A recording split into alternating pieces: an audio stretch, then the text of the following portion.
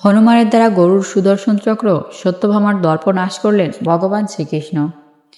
একদা ভগবান শ্রীকৃষ্ণ দ্বারকার সিংহাসনে একাকী বসেছিলেন।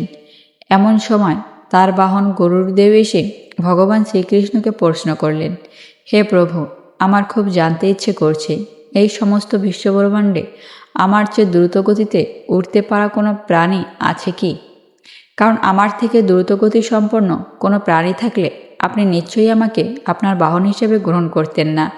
শ্রীকৃষ্ণ গরুড়ের প্রশ্নের কোনো উত্তর না দিয়ে তার দিকে তাকিয়ে মৃদু হাসলেন মাত্র। প্রশ্নের উত্তর না পেয়ে কিছুটা হতাশ হয়ে গরুড়দেব প্রস্থান করলেন। কিছুক্ষণ পরে সুদর্শন চক্র এলেন ভগবান শ্রীকৃষ্ণের কাছে। তিনি ভগবান শ্রীকৃষ্ণকে প্রশ্ন করলেন, হে প্রভু, আমার পরম সৌভাগ্য, আমি আপনার অস্ত্র হিসেবে স্থান পেয়েছি। আমার প্রশ্ন, এই সমস্ত সৃষ্টিতে আমার চেয়ে শক্তিশালী কোনো অস্ত্র আর আছে কি? কারণ আমার থেকে শক্তিশালী কোনো অস্ত্র থাকলে আপনি নিশ্চয়ই আমাকে অস্ত্র হিসেবে গ্রহণ করতেন না। শ্রীকৃষ্ণ এবারও সুদর্শন চক্রের প্রশ্নের কোনো উত্তর দিলেন না, বরং মৃদু হেসে ইঙ্গিতের মাধ্যমে তাকে চলে যেতে বললেন। সুদর্শন চক্র কিছুটা হতাশ হয়ে সেই স্থান ত্যাগ করলেন। এরপর মাতা সত্যভামা এলেন ভগবান শ্রীকৃষ্ণের দরবারে। তিনি ভগবান শ্রীকৃষ্ণকে জিজ্ঞাসা করলেন, হে নাথ, সবাই আমার সৌন্দর্যের প্রশংসায় পঞ্চমুখ, কিন্তু আমি আপনার শ্রীমুখ থেকে শুনতে চাই, ত্রেতা যুগে আপনার প্রিয় পত্নী সীতাদেবীর চেয়ে আমি কি অধিক সুন্দর নই? এই যুগেও আমার চেয়ে বেশি সৌন্দর্যের অধিকারিণী এমন কেউ আছে কি? ভগবান শ্রীকৃষ্ণ বুঝতে পারলেন এরা সবাই অহংকারে অন্ধ হয়ে গিয়েছেন এবং এদের অহংকার এখনই চূর্ণ না করলে তা আরও ভয়ানক আকার ধারণ করবে। তাই তিনি তাদেরকে শিক্ষা দেওয়ার জন্য এবং তাদের অহংকার নাশ করার জন্য গরুড়কে ডেকে পাঠালেন। তিনি গরুড়কে বললেন, হে গরুড়, তুমি এখনই হিমালয়ে যাও। সেখানে গিয়ে দেখবে এক প্রাচীন গুহায় বসে এক বানর তপস্যা করছেন। তাকে গিয়ে বলো, দ্বারকায় তার জন্য সীতা এবং রাম প্রতীক্ষা করছেন। গরুড় বললেন, যথাজ্ঞা প্রভু। এই বলে গরুড় তৎক্ষণাৎ উড্ডয়ন শুরু করলেন। এরপর ভগবান শ্রীকৃষ্ণ সুদর্শন চক্রকে ডেকে বললেন, আগামী বেশ কিছুটা সময় আমি জরুরি কাজে ব্যস্ত থাকব। আমি চাই এই সময়টাতে কেউ আমাকে বিরক্ত না করুক, তাই তুমি সিংহদ্বার পাহারা দাও। আমি না বলা পর্যন্ত যত মহান ব্যক্তি আসুক, তুমি কাউকে অন্দরে প্রবেশ করতে দেবে না। এটা আমার আদেশ। সুদর্শন চক্র বললেন, যথাজ্ঞা প্রভু।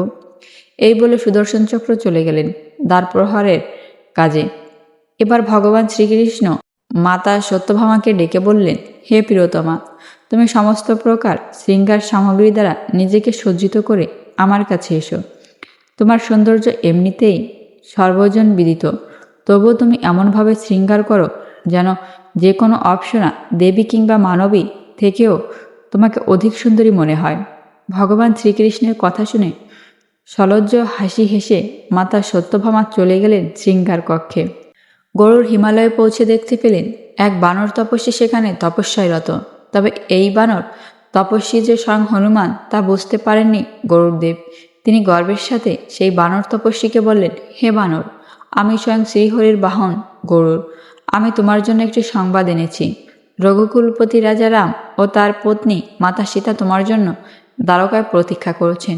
কিন্তু কি আশ্চর্য, এইটুকু শোনা মাত্রই হনুমান চোখের পলকে বায়ুবেগে প্রস্থান করলেন। হনুমান গরুদেব আরও কিছু বলতে চাচ্ছিলেন, তার আগেই বজ্রের গতিতে হনুমানের প্রস্থান দেখে আশ্চর্য হয়ে গেলেন তিনি। গরুড় চেষ্টা করেছিলেন সেই বানর তপস্বীকে পিছু ধারার, কিন্তু অতি তীব্র গতিতে ধাবমান হনুমানের দ্বারে কাছেও ঘেঁষতে পারলেন না তিনি।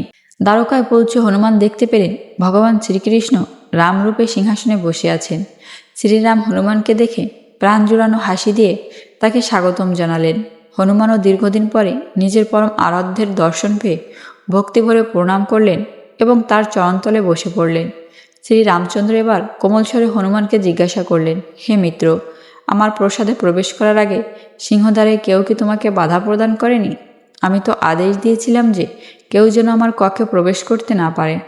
হনুমান মৃদু হেসে বললেন, প্রভু, একটি চক্র আমাকে বাধা প্রদান করার চেষ্টা করেছিল, কিন্তু তার সাথে যুদ্ধ করতে হলে আপনার দর্শনে বিলম্ব হতো। আমার কাছে আপনার দর্শনের চেয়ে গুরুত্বপূর্ণ আর কিছুই নেই, তাই আমি ওটাকে গিলে ফেলেছি। এরপর শ্রী হনুমান হাঁ করে নিজের মুখের ভেতর থেকে সুদর্শন চক্রকে বের করে দিলেন। হনুমানের এই কাণ্ড দেখে হেসে ফেললেন ভগবান শ্রী রামচন্দ্ররূপী ভগবান শ্রীকৃষ্ণ। কিছুক্ষণ পরে শ্রী হনুমানের নজর পড়ল মাতা সত্যভামার দিকে। মাতা সত্যভামা বহু মূল্য ও দুষ্প্রাপ্য সব শৃঙ্গার সামগ্রী ও প্রসাধন দ্বারা নিজেকে সজ্জিত করে বসেছিলেন ভগবান শ্রীকৃষ্ণের পাশে। হনুমান শ্রী রামচন্দ্রকে বললেন, প্রভু, আমার মাতা সীতা কোথায়? আপনার পাশে যিনি বসে আছেন তিনি কি মাতা সীতার দাসী? এই সুন্দরী দাসীটিও আমার মাতা সীতার পাশে বড্ড বেমানান। হনুমানের মুখে এই কথা শুনে লজ্জা এবং অপমানে লাল হয়ে গেলেন মাতা সত্যভামা। তিনি তার দ্বিতীয় কোনো বাক্য উচ্চারণ না করে মাথা নিচু করে বসে রইলেন। আর এসব কথোপকথনের মাঝখানে সেখানে এসে হাজির হলেন গরুড়দেব। তাদের সবার দিকে তাকে এবার মৃদু হাসলেন ভগবান রামরূপী ভগবান শ্রীকৃষ্ণ। তারা সকলে অনুধাবন করলেন ভগবান শ্রীকৃষ্ণ এক হনুমানকে দিয়েই তাদের সকল দম্ভ ও সামর্থ্যকে চূর্ণ করে দিয়েছেন। এই কাহিনীরও প্রকৃত শিক্ষা এই যে, অহংকারীরা যতই সামর্থ্যবান বা যত বড় ভক্তি হন না কেন, ঈশ্বর কখনোই তাদেরকে পছন্দ করেন না। প্রকৃত নিষ্ঠা ও সমর্পণই তার কাছে সবচেয়ে বেশি প্রিয় ও গুরুত্বপূর্ণ। বন্ধুরা, ভিডিওটি কেমন লেগেছে অবশ্যই কমেন্ট করে জানাবেন। আর নতুন নতুন ভিডিও পেতে আমাদের চ্যানেলটি সাবস্ক্রাইব করে সাথেই থাকুন। ঈশ্বর আপনাদের সকলের মঙ্গল করুক। হরে কৃষ্ণ।